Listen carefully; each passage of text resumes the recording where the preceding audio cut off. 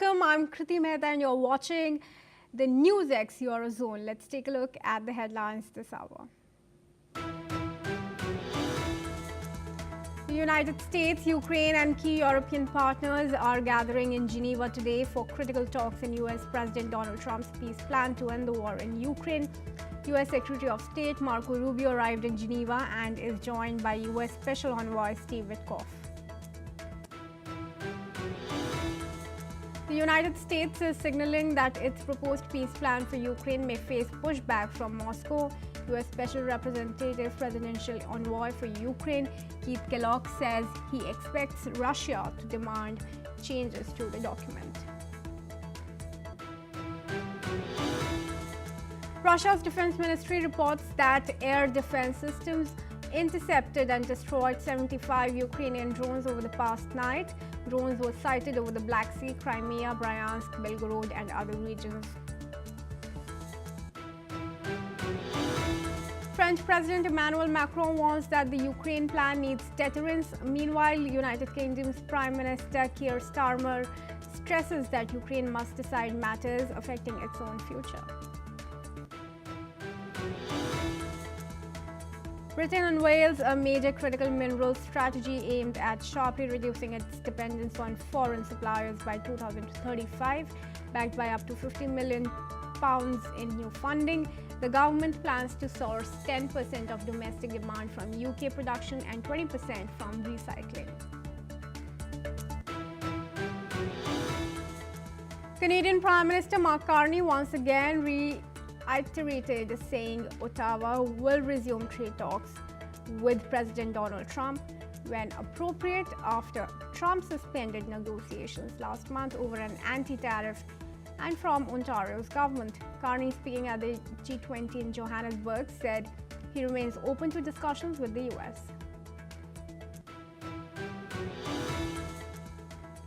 According to Vietnam's Environment Ministry, floods in Vietnam have claimed 90 lives, with 12 people still missing. Torrential rain and landslides have battered south-central provinces since late October. At least 10 people died and around 20 were injured Saturday when a tourist bus overturned in Michoacan in Mexico. The bus had left Uruguay for another region. Authorities haven't yet determined the cause and investigations are ongoing.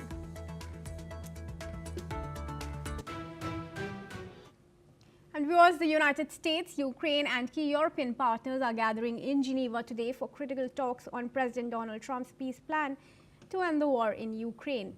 U.S. Secretary of State Marco Rubio arrived in Geneva and is joined by U.S. Special Envoy Steve Witkoff, and officials expect a full day of discussions in multiple formats as the sides work through the details of the proposed peace plan. A senior U.S. official says that Washington heads into the talks with a lot of momentum after what they described as very good and constructive meetings with Ukrainian officials overnight. Formal negotiations have not begun in earnest, but several coordination sessions took place earlier today. And Professor Wesleyan Popovsky, who is the professor and vice dean at Jindal Global Law School, is joining us live from New Delhi. I hope I got that name right, Professor Popovsky, and thank you for joining us here on NewsX World. Appreciate you giving us your time. Now let's straight go into the discussion. Key talks are expected in Geneva as Marco Rubio heads there. How much time does Ukraine really have? It seems like the clock is ticking for Ukraine, and with European allies pushing back on Trump's proposal, does Ukraine have much muscle power left in its fight? I don't think the issue is time. The time is as much time is necessary. Obviously, Donald Trump likes those ultimatums, but he never sticks to those. He put 20 ultimatums to Moscow, and Moscow didn't do anything for the last 11 months. So no worry about that. The good news is that all European countries supporting Ukraine are there. And Donald Trump, we see that, in fact, it's not between United States and Russia and Ukraine only, but there are many, many countries, and not only Europeans, by the way, Canada, Australia, Japan, South Korea, yesterday they offer full support for Ukraine here. And the plan itself is very controversial because on one hand, it reaffirms the sovereignty and territorial integrity of Ukraine in point number one, but has demands that go exactly against that. Any demand for Ukraine to surrender any territory or any weapon, a single bullet, is against Ukrainian sovereignty. Russia cannot say how much weapons Ukraine, for that matter, any other country cannot say to any other country in the world how much weapons that country should have. And also, it cannot say what foreign policy that country can pursue. It may decide to join any international organization as much as it wants. So the positions in the plan demanding Ukraine to surrender territories, weapons, and not to join an organization such as NATO or European Union are absolutely unacceptable. The rest of the plan might be negotiated. Obviously, issues like security guarantees are very important, and they will, in my opinion, form the most of the time today in Geneva. All right, and with either sides claiming that the plan drafted by Trump and team seems to be favoring the other, Ukraine seems to think it's more tilted towards Russian interests, and Russia says it's more for the Europeans. Where do you think that Trump is going to move forward with this peace plan, especially the meeting of his team with Dnipro? Yes, I think Trump will realize that a lot of the points in his plan are unacceptable not only for Ukraine, but for, I'll say, international law generally. So the world will not accept what Donald Trump wants, not only Ukraine. And for that matter, he will move to a realistic plan, removing those 3 points which I just mentioned, and also supporting Ukraine with military assistance, including with intelligence, including with long-range missiles such as Tomahawks. There are a lot of options. And by the way, Donald Trump himself mentioned that this is not final. All of this is open for negotiation. There is no ultimatum here. In fact, he mentioned ultimatum yesterday, but today he says that everything is open for discussion, for negotiation, and I'm sure it will move to the right direction. All right. Thank you, Professor, for sharing your opinion with us, but I request you to stay on with us. Now, viewers, let's also tell you that the US is signaling that its proposed peace plan may face pushback from Moscow as well. US Special Presidential Envoy for Ukraine, Keith Kellogg, says that he expects Russia to demand changes to the document. The plan would recognize Russian control over Crimea, Donbass, and other occupied territories, while offering Kyiv security guarantees from the United States and Europe. It also calls for a demilitarized zone, major cuts to Ukraine's army, a ban on foreign troops, and recognizing Russian as a state language. Now, Kellogg also dismissed recent remarks by President Zelensky and Ukrainian officials as political posturing, warning that Ukraine could face catastrophic losses if the conflict continues. He stressed that the war must be brought to an end and that serious discussions now lie ahead for Ukraine. Let's bring back Professor Popovsky into the discussions here. Yes. Right, Professor, I want to ask you now, how do you see Russia reacting to the peace plan? Of course, the US side has already said that it expects a pushback from Russia. But what kind of changes is Russia now likely to demand, given that any resistance will likely be met with more sanctions by the United States? Yes, you are right. I think Russia will push back, and they always do that. They spoil every previous attempt for any negotiations by demanding the ridiculous, to speak Russian language and to respect Russian security concerns. And these are so abstract and so inadequate demands, that's what Russia does. Russia will try to spoil the negotiations because ultimately Vladimir Putin is the only person in the world who wants this war to continue. Nobody else. Ukraine doesn't want that. United States don't want that. Europeans don't want. Nobody in the world wants this war to continue apart from one man, and that man is Vladimir Putin. He can end all of this in 1 minute phone call to the generals to say stop the fire. If Russia is serious, a phone call from Putin to all the generals to stop the fire should be the first thing he can do today, now, without waiting for anything else. And he doesn't do that for 4 years. What does it tell us? Putin does not want peace. And for that matter, there should be more sanctions, more tomahawks to Ukraine, full support, whatever Ukrainians need should be given to them. And on another hand, full isolation and sanctions on Russia.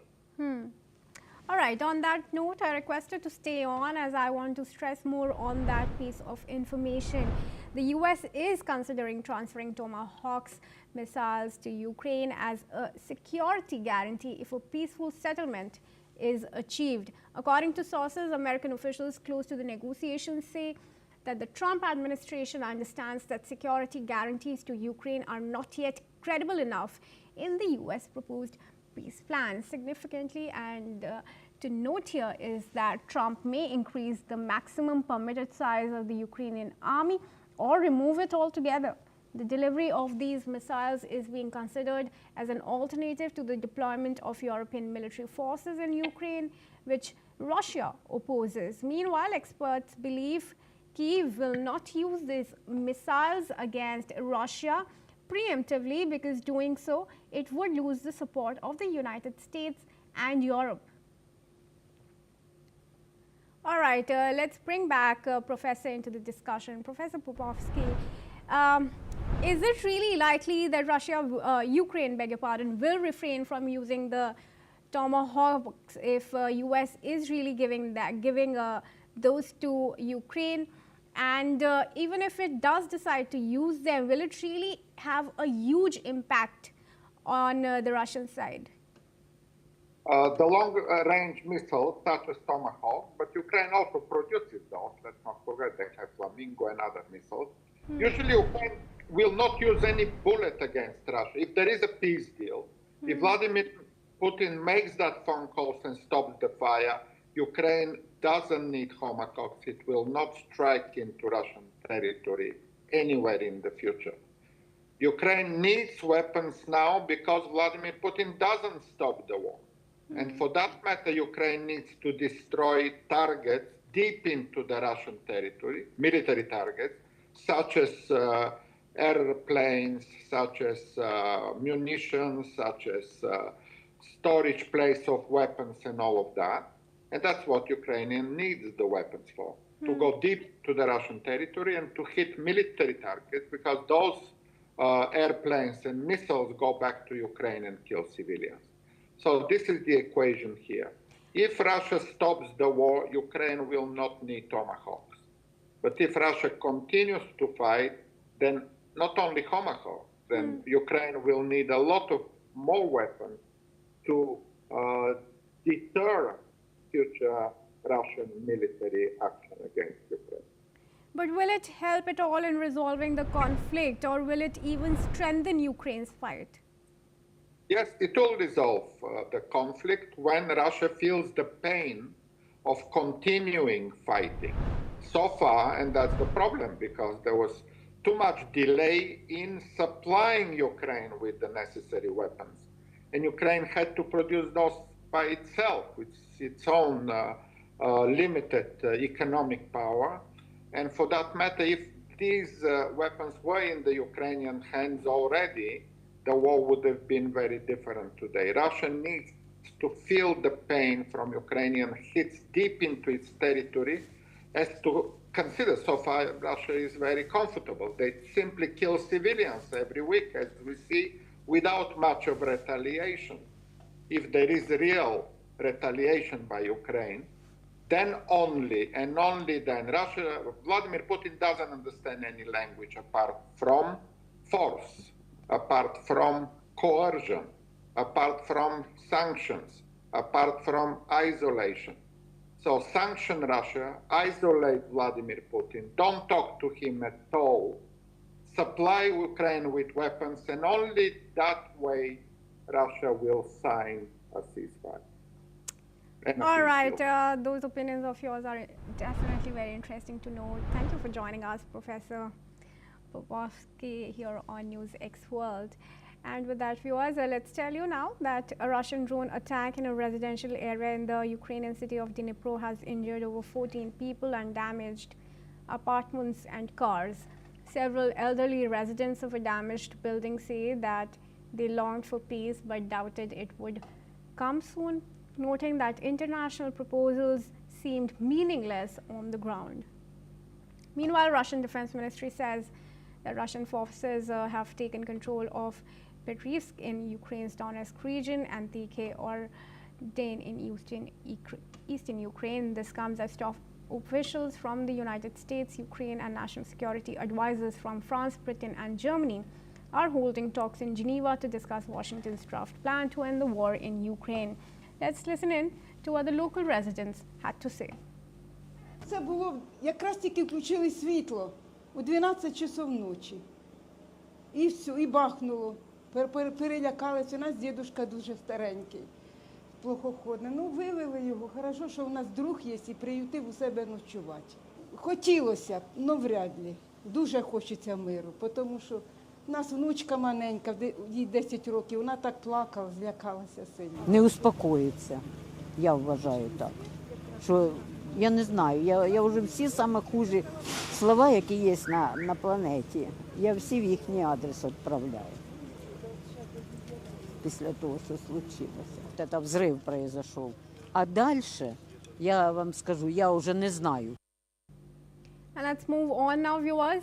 Britain unveils a major critical mineral strategy aimed at sharply reducing its dependence on foreign suppliers by 2035 as global competition for essential resources intensifies. Backed by up to £50 million in new funding, the government plans to source 10% of domestic demand from UK production and 20% from recycling. It also ensures that no more than 60% of any key mineral comes from a single country. British Prime Minister Keir Starmer says critical minerals are vital to national security and modern life, stressing that boosting domestic output will strengthen the economy. The UK currently produces just 6% of its mineral needs, but the new strategy prioritizes expanding extraction and processing of lithium, nickel, tungsten, and rare earth elements. The plan also highlights China's overwhelming dominance in the sector, underscoring risks to global supply chains. And I welcome Keith Vaz, who's a British politician and the longest serving British MP, into the discussion. A very warm welcome to you, Mr. Vaz, and thank you for joining us here on NewsX World. I want to ask you first the environmental consequence of this mineral strategy that Starmer intends to work on. I think it's important that you should look carefully at what the agreement is between all countries. No one country can do this on its own. So it is essential from that point of view that we give the plan that Prime Minister Starmer has put together a chance of succeeding. And that means to assess the viability of what is on offer. So I think that everyone feels that pretty dramatic steps need to be taken. And that is why this proposal has been put forward. All right, and with the G20 backing this critical plan, how do you see that development shaping forward, and how soon can this plan really be materialized? Well, as with all G20 decisions, it's not the fact that they sign an agreement or they do their family photograph. It's who implements it and how is that done. The next country to have the presidency of the G20 is, of course, America, who will refuse to come to South Africa. So from that point of view, you will have to wait and see how it's implemented. All right. Do you see any opposition coming also to the plan? Well, I think we'll Especially have as to far see. as implementation is concerned. As always, it depends on carrying people with you. The G20 is a very powerful group of leaders and countries. You only need one to stop this happening. But so long as you get a core group of people who support the plan, then it will be okay. But that is the point. Can you get a core group of people together? And how is China going to be impacted, given that currently it holds about 70% of rare earth mining? Well, China is always going to be the biggest player in the business here. We're always going to have to rely on what China wants to do, because the rest of the world can do it. If China and India decide they don't want to participate, then that's the end of it. It is essential, therefore, that you get the Chinese support for whatever plan is agreed between the countries of the G20. All right, and how much can we expect for the copper and lithium productions to increase following this plan? Well, we don't know. I mean, there are figures that have been put forward, but at the end of the day, as you know, it depends on actually what is implemented and how many countries are going to be part of this. So you can have all kinds of figures being bandied about, but at the end of the day, you do need to get people's cooperation, and it does need to be executed properly. All right, thank you, Mr. Walls, for joining us here on NewsX World and giving us your time. And with that, viewers, let's shift our focus and tell you that thousands of people in Australia's Northern Territory were left without power after a tropical cyclone brought destructive winds to the region, including the capital Ron. Fina is a Category 3 cyclone and was clocking wind gusts up to 205 km per hour as it moved away from Darwin after passing the city as a severe tropical cyclone. Cyclone Fina has conjured the painful memories of Cyclone Tracy, which wiped out much of the city on Christmas Day in 1974, killing 66 people. Meanwhile, the Chief Minister, Leah Finocchiaro, has said that 19,000 people have lost power due to Fina, which has also caused property damages and submerged roads, but resulted in no injuries.